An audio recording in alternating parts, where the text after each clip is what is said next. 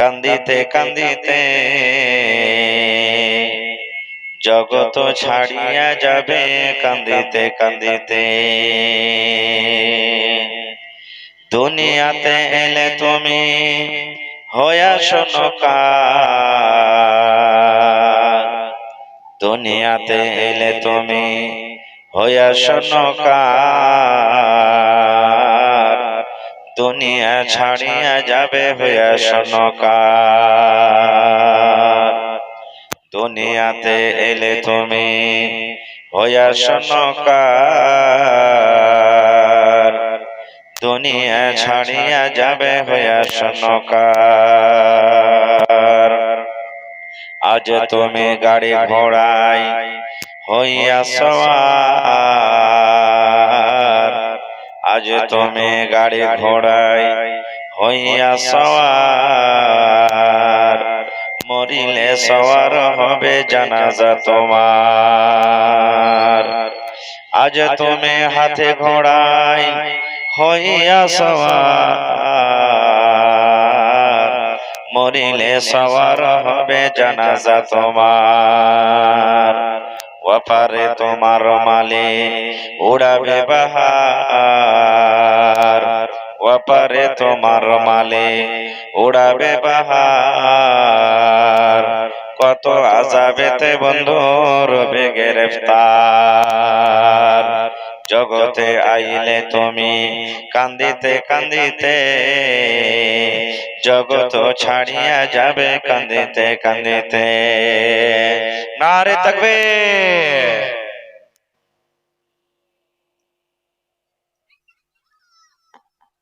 আজকে জলসার জগতময় শ্রদ্ধেয় সভাপতি সাহেব, সামনে বসে থাকা ইসলাম দরদি, দিন দরদি ভাই ও বাবাজিরা, পর্দানশীন মায়েরা এবং খালারা, সমস্ত তারিফ ও গুণগান সেই মহান আল্লাহ তাবারাক ওয়া তাআলার জন্য, যে মহান আল্লাহ তাবারাক ওয়া তাআলা আজকে আমাদেরকে এই চিড়িয়ারাহিকা গ্রামের মসজিদের এই উন্নতি কল্পে জালসায় একত্রিত হয়ে কিছু বলার ও শোনার তৌফিক দিয়েছেন। তাই আমরা সে আল্লাহর প্রশংসা করি। সকলেই অন্তর থেকে মুহাব্বতের সাথে পড়েন আলহামদুলিল্লাহ। তারপর আমাদের শেষ নবী হযরত মুহাম্মদুর রাসূলুল্লাহ পড়েন সাল্লাল্লাহু আলাইহি ওয়াসাল্লামের পর অগণন দরুদ শরীফ শান্তির ধারা বর্ষিত হোক, আমিন। আল্লাহুম্মা সাল্লি আলাইহি আল্লাহুম্মা বারিক। বন্ধুগণ, আজকে আমি আপনাদের সামনে কোরআন মাজিদ থেকে একটা সূরা তেলাওয়াত করেছি। সেই সূরাটার নাম হলো কি সূরাতুল ফাতিহা। সূরাটার নাম কি? সূরাতুল ফাতিহা।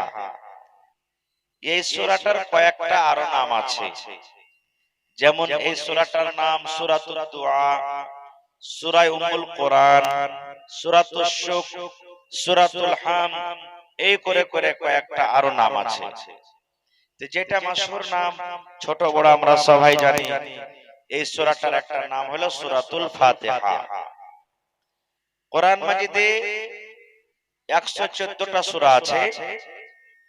114 সূরার মধ্যে সর্বপ্রথম সূরা হলো সূরাতুল ফাতিহা। সর্বপ্রথম মানে 1 নম্বরে এই সূরাটাকে লেখা হয়েছে। ভাই মুসলমান, মায়েরা খালারা, প্রত্যেক নামাজে নামাজে আমরা সূরাতুল ফাতিহা পড়ি।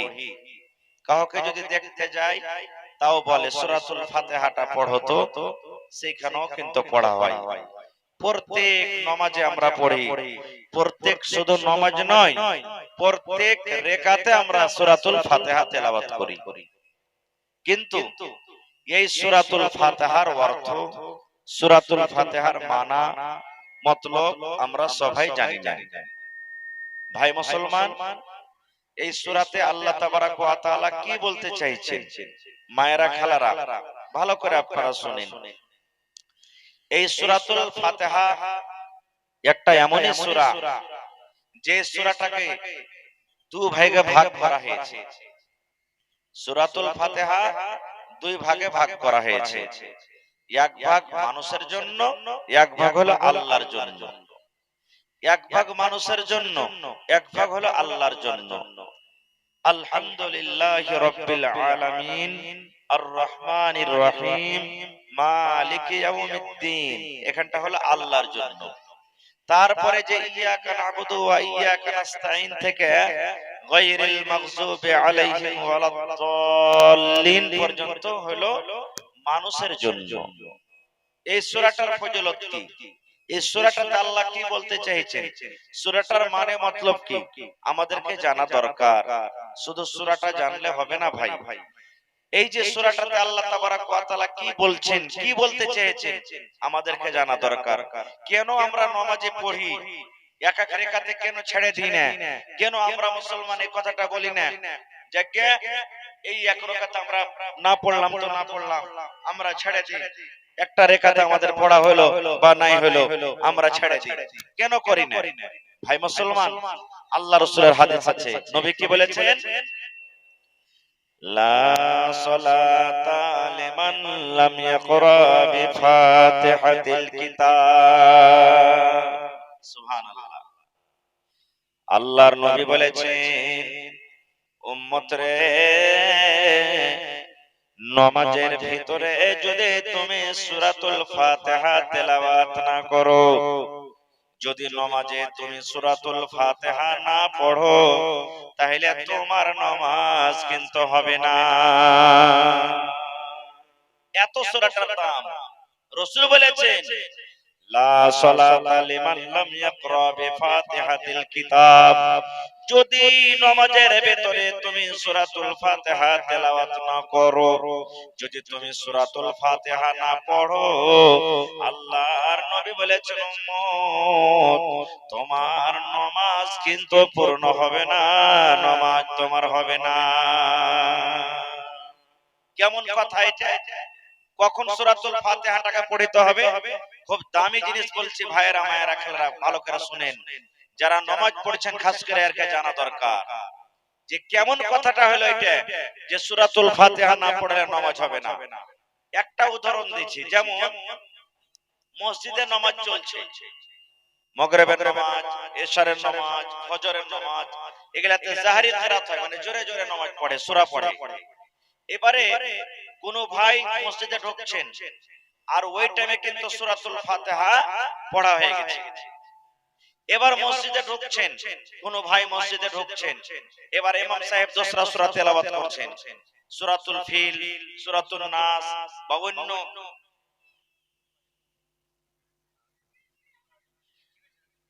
সূরাতুল ফালাক, সূরাতুন নাস বা অন্যান্য সূরা পড়বেন।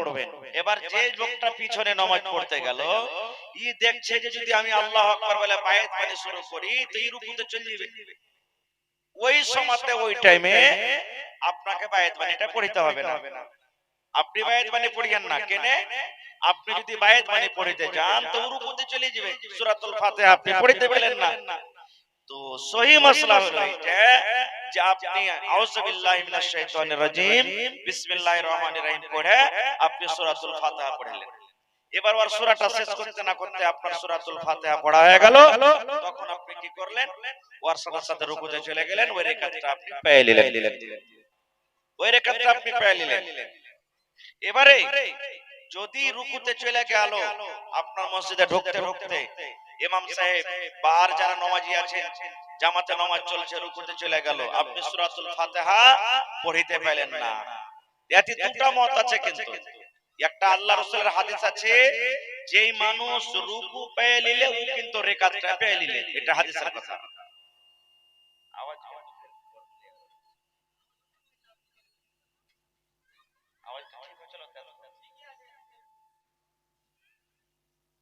আওয়াজ পাতলা হয়ে গেল, তোমরা ছড়া ছেড়ে বলছো সব থেকে আগে ভালো।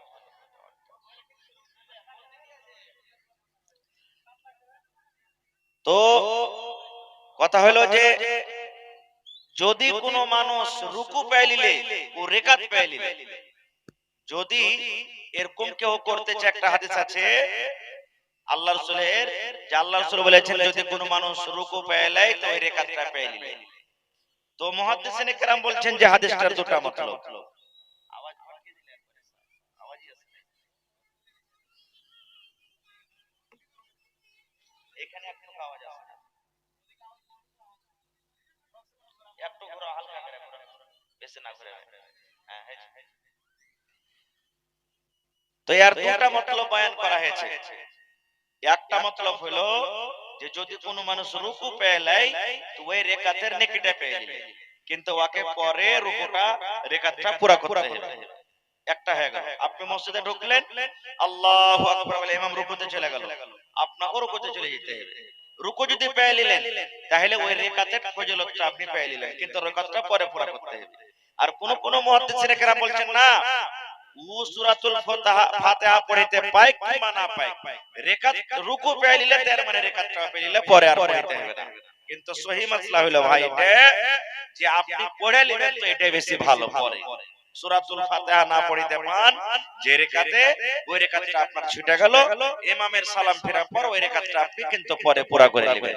খায়ের যা হোক, তো আল্লাহ রাসূল বলেছেন, রে আমার উম্মত, লা সালাতা লিমান লাম ইয়াকরা বিফাতিহাতিল কিতাব, যদি কোন নর, যদি কোন নারী, যদি কোন পুরুষ, যদি কোন মহিলা নামাজের ভিতরে সূরাতুল ফাতিহা যে রেকাতে পড়তে পেল না, সেই যেন পরে পড়ে, মানে সেই যেন পরে রেকাতটা পুরা করে।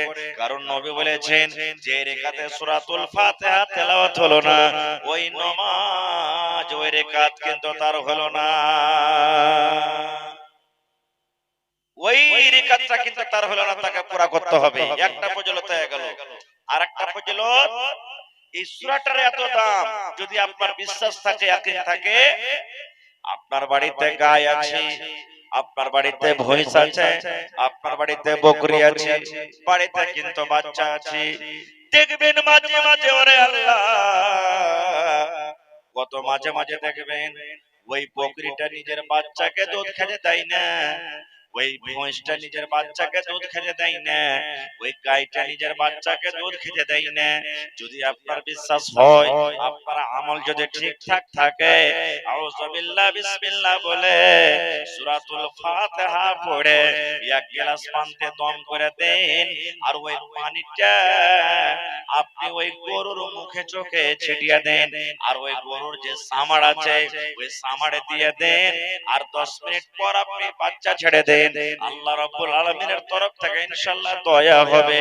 ওই যে কারণে যে ব্যথার কারণে আপনার বাচ্চাকে দুধ পান করতে দিছিল না, সঙ্গে সঙ্গে কিন্তু সেই মুসিবত দূর হয়ে যাবে। কোন মানুষের পেটে ব্যথা চালু হয়ে গেল, কোন মানুষের পেটে ব্যথা করছে, আপনি সূরাতুল ফাতিহা পড়ে আপনি দম করে দেন, ওরে আল্লাহ, আর সেই পানিটা তাকে পান করাইয়া দেন, আল্লাহ রাব্বুল আমিনের দয়া আছে, ইনশাআল্লাহ সাথে সাথে তার ব্যথা চালু হয়ে যাবে। কোন মানুষের চোখ উঠে গেছে, চোখ যাকে আমরা বলি উঠে গেছে, চোখ লাল হয়ে গেছে, চোখ দিয়ে পানি ঝরছে, আপনি তাকে এক গ্লাস পানি তাকে পড়ে দিয়ে দেন সূরাতুল ফাতিহা বলে, আল্লাহ রাব্বুল আমিনের দয়া হবে তার পরতে, ইনশাআল্লাহ তার সাথে সাথে কিন্তু চোখ ভালো হয়ে যাবে। আরো যদি দোয়া জানেন, সূরাতুল ফালাক, সূরাতুল নাস, সূরাতুল ইখলাস, আয়াতুল কুরসি, এগুলো আপনি পড়তে পারেন, কোনো মানা নাই, এগুলা পড়তে পারেন, কোনো মানা নাই। কিন্তু এই সূরাটাও যদি আপনি পড়ে পড়তেন, ইনশাআল্লাহ আল্লাহ তাবারক ওয়া তাআলা আপনার মুসিবত দূর করে দিবেন।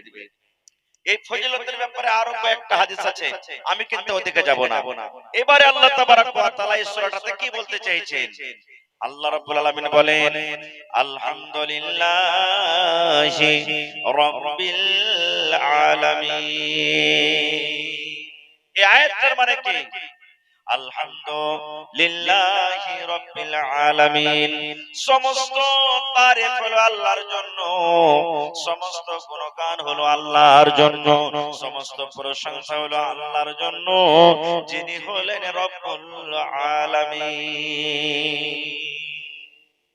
এই আয়াতটার তরজমা হলো এটা, সমস্ত তারিফ, সমস্ত গুণগান, সমস্ত প্রশংসা হলো কার জন্য?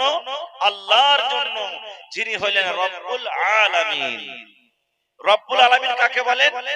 রব শব্দের মানে হলো, রব কথাটার মানে হলো পালনে ওয়ালা, পালনহার, পালনকর্তা। রব্বুল আলামিন মানে আল্লাহ দুনিয়া এবং আখিরাতের হলেন রব, পালনে ওয়ালা।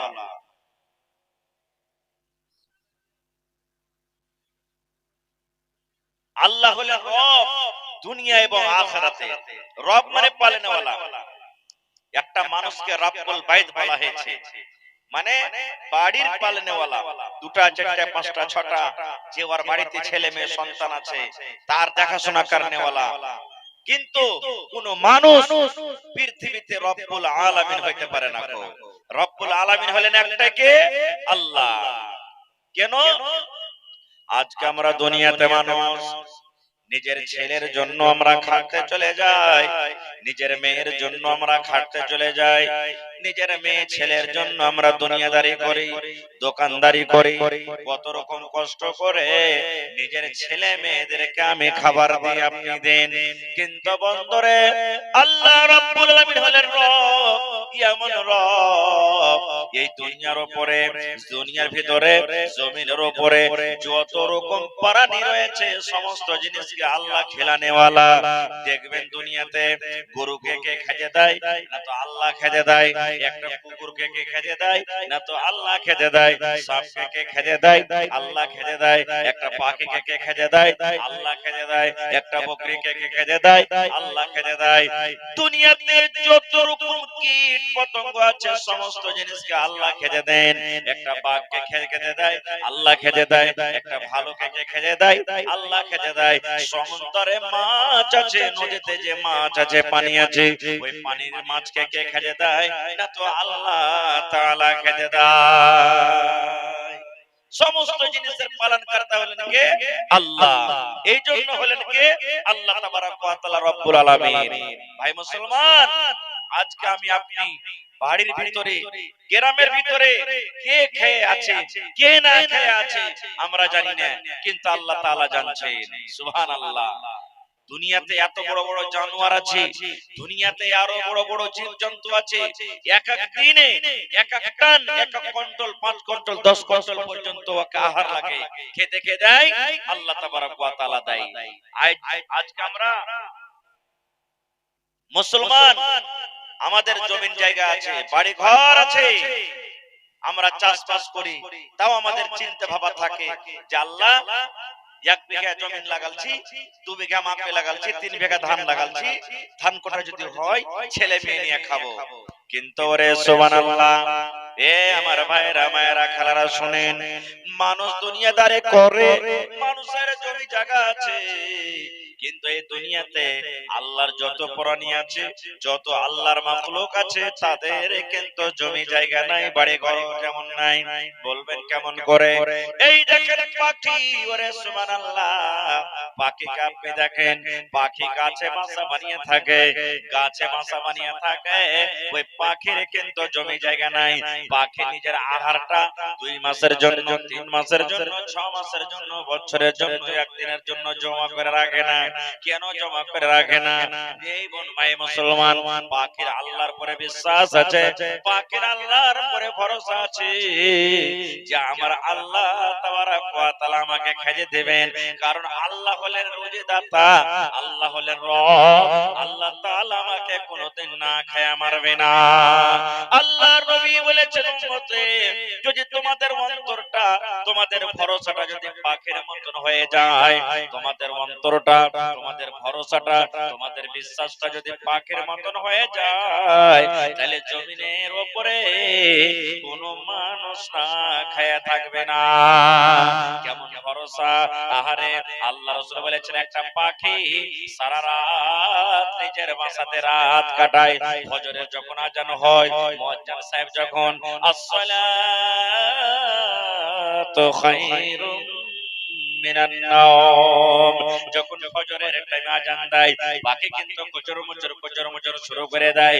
এর মানে হলো পাখি নিজের ভাষাতে আল্লাহকে ডাকে, পাখি নিজের ভাষাতে আল্লাহর তাসবিহ তাহলিল করে, পাখি নিজের ভাষাতে আল্লাহর জিকির আজকার করে।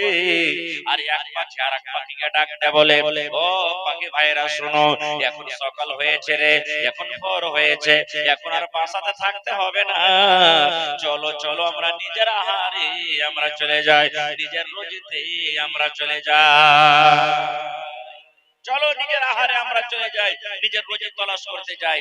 ওই পাখিরা আল্লাহ রাসূল বলেছেন সন্ধ্যা বেলাতে আসে পেট ভরে, সকাল বেলাতে খালি পেটে যায়, এবার সন্ধ্যা বেলাতে চোরে খেয়ে রুজি খেয়ে আল্লাহর জমিনে চোরে সন্ধ্যা বেলাতে ওরা পেট ভরে বাড়িতে কিন্তু আসে।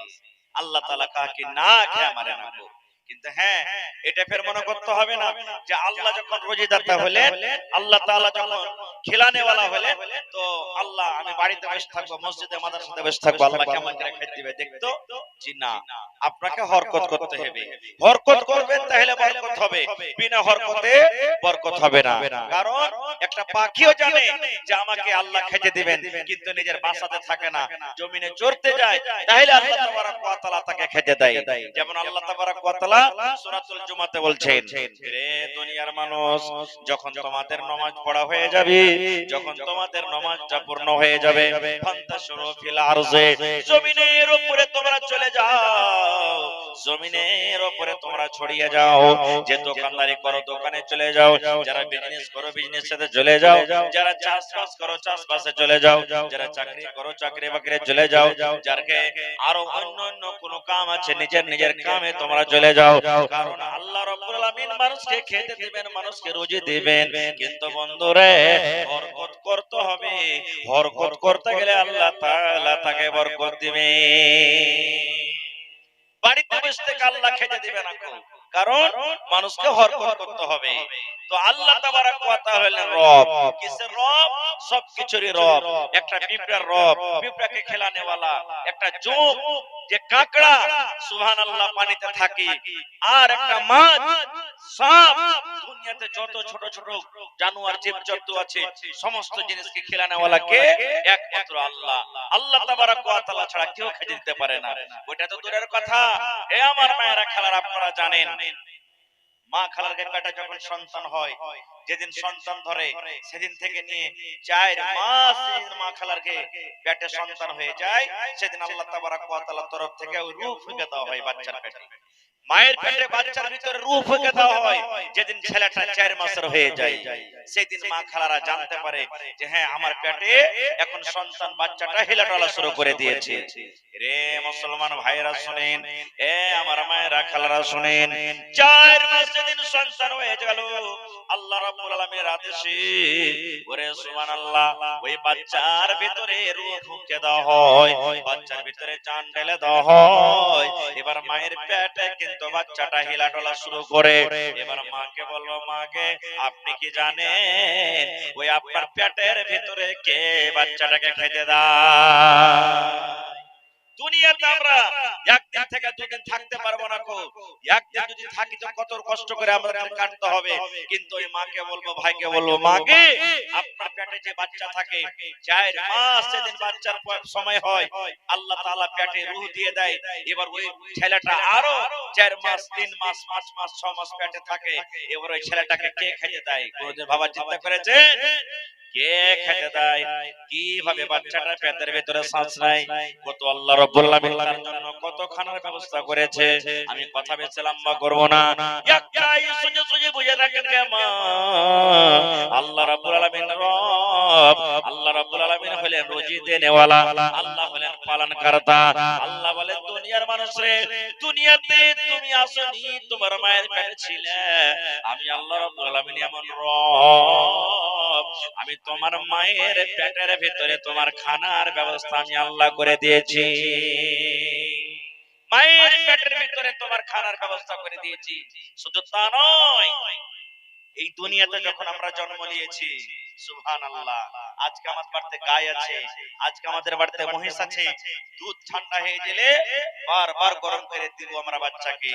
কিন্তু রে সুবহানাল্লাহ, আল্লাহ রাব্বুল আলামিন এমন সিস্টেম করে দিলেন, দুনিয়াতে যেমন সন্তান এলো, দুনিয়াতে যেমন বাচ্চাটা এলো, আল্লাহ রাব্বুল আলামিন মায়ের স্তনকে আল্লাহ রাব্বুল আলামিন এমন করে দিলেন, যখন যখন বাচ্চা ক্ষুধা লাগবে, যখন বাচ্চাটা মা মা করে কাঁদবে, মা দুধ দেগে, মা দুধ দে, এরকম ভাবে যখন কাঁদবে, আল্লাহ বলেন বান্দারে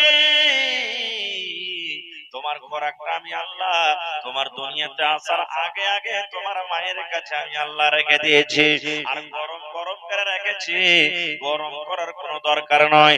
যখন যখন তোমাকে ক্ষুধা লাগবে তোমার মা তোমাকে পেট ভরে খাইয়ে দিবে। এই রোজের ব্যবস্থাটা, তোমার খাবার ব্যবস্থা কে করেছেন? আল্লাহ বলেন আমি আল্লাহ রব্বুল আমিন তার ব্যবস্থা করে রেখে দিয়েছি। সোজা কথা, আল্লাহ কাউকে না খেয়ে মারবে না গো, আল্লাহ হলেন রব। এবার 2 নম্বর আয়াত আমরা পড়ছি, আর রহমানির রহিম। আল্লাহ রাব্বুল আলামিন দয়াবান, আল্লাহ হলেন রহমান, আল্লাহ হলেন রহিম। আল্লাহ রাব্বুল আলামিন রহম করনে ওয়ালা, আল্লাহ হলেন রহম করনে ওয়ালা, আল্লাহ হলেন রহমান, আল্লাহ হলেন রহিম। মুহাদ্দিসিনে কিরাম রহমান এবং রহিমের আলাদা আলাদা মানা করছে। আমি কথাটাকে লম্বা ওদিকে না করে সোজা সোজা আমি কথা বলবো। আল্লাহ তাবারাক ওয়া তাআলা কত বড় দয়াবান দেখেন। একদিন ইব্রাহিম নবীর বাড়িতে একটা কুটুম এসেছে, মেহমান। ইব্রাহিম নবীর বাড়িতে একটা কুটুম এসেছে। কুটুমটাকে জানেন মাজুসি। মাজুসি কাকে বলে? আগুনের পূজারক। যারা আগুনের পূজা করে, আগুনকে ভগবান মনে করে, ওকে মাজুসি বলা হয়েছে। এবার ইব্রাহিম নবী তাকে খাইতে দিয়েছেন। খাইতে দেওয়ার পর তখন বলছেন যে এই তুমি বিসমিল্লাহ বলে খাও। এই ছেলেরা ভাইরা, যখন মানুষ খেতে বসে তখন কি পড়ে? জোরে বলো, বিসমিল্লাহ বলতে হয়। বিসমিল্লাহ, বিসমিল্লাহ বলে যদি না খায় মানুষ, তাহলে কিন্তু শয়তান ওর সাথে সাথে খানা খাবে, শয়তানে খানা খাবে। আর ডাইন হাতে খেতে হবে। কত ভাইকে দেখবেন চা খাবে, একবারে দেখবেন বাঁ হাতে চা খাবে। কত বড় লোকের বেটা বাঁ হাতে সিগারেট টানবে, বাঁ হাতে বিড়ি টানবে, বাঁ হাতে চা খাবে। না, কোনো भी খানা খেতে গেলে ডাইন হাতে খেতে হবে। বাঁ হাতে খাওয়া হলো শয়তানের কাজ। আর খাওয়ার টাইমে বিসমিল্লাহ বলতে হবে। এবার রাসূল বলেছেন সুবহানাল্লাহ, ইব্রাহিম নবীর বাড়িতে একটা মেহমান, মেহমানটা হলো মাজুসি, আগুনের পূজারক, আগুনকে পূজা করে, আগুনকে ভগবান মনে করে। ইব্রাহিম নবী বলছেন তুমি বিসমিল্লাহ বলে খাও। তখন মেহমান বলছে যে বিসমিল্লাহ মানে কি? না তো বলছে যে বিসমিল্লাহ মানে আমি আল্লাহর নাম লেখানাটা শুরু করছি। তখন ওই মাজুসি মেহমান বলছে আমি এটা করব না, আমি বলবো না বিসমিল্লাহ। বলছে কেন, কি লিয়ে তুই খাবি? তো বলছে আমার যেটা ভগবান আগুন, ওই আগুনের নাম লিয়ে আমি খাবো। যেমন কথাটা কহা, ইব্রাহিম নবী তার সামনে থেকে থালা খান টেনে নিলেন, আর দেওয়ার পর বলছেন যে যা তুই আগুনের কাছে খানা চাগা, তোকে দিব না খেতে। যা, যে আগুনের তুই পূজা করছিস তার কাছ থেকে তুই খানা চাগা। যেমন কথাটা বলা, সুবহানাল্লাহ। মেহমান এটা হাঁটতে লাগলো, হাঁটতে হাঁটতে খানিক দূর যখন গেছে, আল্লাহ তাআলা ইব্রাহিম নবীকে বলছেন রে আমার নবী ইব্রাহিম, একটা মাত্র টাইম তোমার বাড়িতে মেহমান এসেছে, এক সময় একমাত্র টাইম খাবার তুমি তার সামনে দিয়েছো, সে কিন্তু বিসমিল্লাহ বলে ইনকার করেছে। বিসমিল্লাহ বলে আমি খাবো না, বিসমিল্লাহ না পড়ার কারণে তার সামনে থেকে তুমি থালাতে টেনে নিয়েছো, খাবারকে তুমি টেনে নিয়েছো, তাকে তুমি খাইতে দিলে না। ইব্রাহিম রে, এই লোকটার বয়স 80 বছর হয়ে গেল, কিংবা লোকটার বয়স 40-50 বছর হয়ে গেল, জীবনে কোনোদিন একদিনও বিসমিল্লাহ বলেনি। তবু আমি আল্লাহ রাব্বুল আমিন রাগ করে একদিনও আমি এক কথা বলেনি, এরে আগুনকে পূজনে ওয়ালা, আমি আল্লাহ তোকে খাবার দেব না। একদিন আমি এক টাইমে কথা বলিনি, আমি তাকে খাবার দিয়েছি। আর তোমার বাড়িতে এক টাইম এসেছে আর বিসমিল্লাহ বলেনি, যার কারণে তুমি খাবারটা টেনে নিয়েছো। যেমন কথাটা বলা, ইব্রাহিম নবী দৌড়াইতে দৌড়াইতে যা বলছেন যে আল্লাহর বান্দা, তোমার যেটা ইচ্ছে তার নাম নিয়ে তুমি খানা খাও, কিন্তু খানা খাও। ভাই মুসলমান দেখেন আল্লাহ কত বড় দয়াবান, কত বড় আল্লাহ মেহেরবান। আল্লাহ রাব্বুল আলামিন যদি রহমান রহিম না হতেন, তাহলে যেই মতো লোকেরা নামাজ রোজা হজ যাকাত দান খয়রাত করে আল্লাহ তাকে খেজে দিত। আর যারা আল্লাহর সাথে ধোঁকাবাজি করে, আল্লাহ তাবারক ওয়া তাআলাকে মানে না, বুঝে না, জানে না, ওরাকে আল্লাহ তড়পে তড়পে না খেয়ে মারতো। কিন্তু না, আখিরাতে যা করে আল্লাহ করবেন। কিন্তু আল্লাহ তাআলা হলেন দুনিয়াতে রহমান এবং রহিম। ভাই আমার, 3 নম্বর আয়াত আমরা পড়ছি, মালিকে ইয়াউমিদ্দিন। আল্লাহ রাব্বুল আলামিন হলেন বিচারের দিনের মালিক। মালিকে ইয়াউমিদ্দিন, মালিকে ইয়াউমিদ্দিন। আল্লাহ হলেন কিয়ামতের মালিক, আল্লাহ হলেন হাসরের দিনের মালিক, আল্লাহ হলেন বিচারের দিনের মালিক, আল্লাহ হলেন জাযায়ে খায়রের দিনের মালিক। ওরে আল্লাহ, আল্লাহ নিজে বলেন মালিক ইয়াউমিদ্দিন। রে দুনিয়ার মানুষ, আমি এমন রব, আমি এমন আল্লাহ, আমার পাওয়ার কথা তোমরা জেনে নাও। আল্লাহ বলেন কিয়ামতের দিন শুধু একমাত্র আমি রাজা থাকবো, একমাত্র আমি বাদশা থাকবো। আমার সাথে অন্য কোন রাজা, অন্য কোন বাদশা থাকবে না। আমি একমাত্র আল্লাহ ফয়সালা করনেওয়ালা। আমি আল্লাহ যাকে সেদিন ইচ্ছা করব জান্নাতের ভিতরে দিয়ে দিব, আমি আল্লাহ যাকে ইচ্ছা করব সেদিন জাহান্নামের ভিতরে দিয়ে দিব। আল্লাহ বলেন বান্দারে, আমি একটা এমন রব, আমি যতক্ষণ পর্যন্ত কোনো মানুষকে পারমিশন না দেব, যতক্ষণ পর্যন্ত কোনো মানুষকে কথা বলার আদেশ না করব, আমার সামনে কোনো মানুষ কথা বলতে পারবেন না, কোনো নবীরা কথা বলতে পারবেন না, কোনো আলিম উলামা কথা বলতে পারবেন না, কোনো হাজী সাহেবরা কথা বলতে পারবেন না, কোনো নামাজি কথা বলতে পারবে না। দুনিয়ার যতই বড় বড় রাজা বাদশা হোক না কেন, আল্লাহ বলেন আমার সামনে কিয়ামতের দিন কোনো মানুষ কথা বলতে পারবে না। আমি আল্লাহ যাকে বলার ইজাজত দিব, আমি আল্লাহ যাকে বলার পাওয়ার দিব, সে কিন্তু কথাটা সেদিন বলতে পারবে। বরং আল্লাহ কিয়ামতের দিন ডাক দিবেন, আইনাল জাব্বারুন, আইনাল মুতাকাব্বিরুন, আইনাল জাব্বারুন, আইনাল মুতাকাব্বিরুন।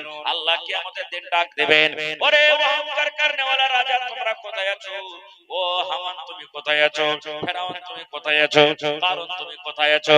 সাজ্জাদ তুমি কোথায় আছো? ও অহংকার করনেওয়ালা তোমরা কোথায় আছো? ও ঘমন্ড করনেওয়ালা তোমরা কোথায় আছো?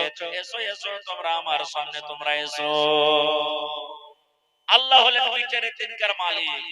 ভাই মুসলমান, একটু আমাদেরকে জানা দরকার কিয়ামতের দিনটা কেমন হবে।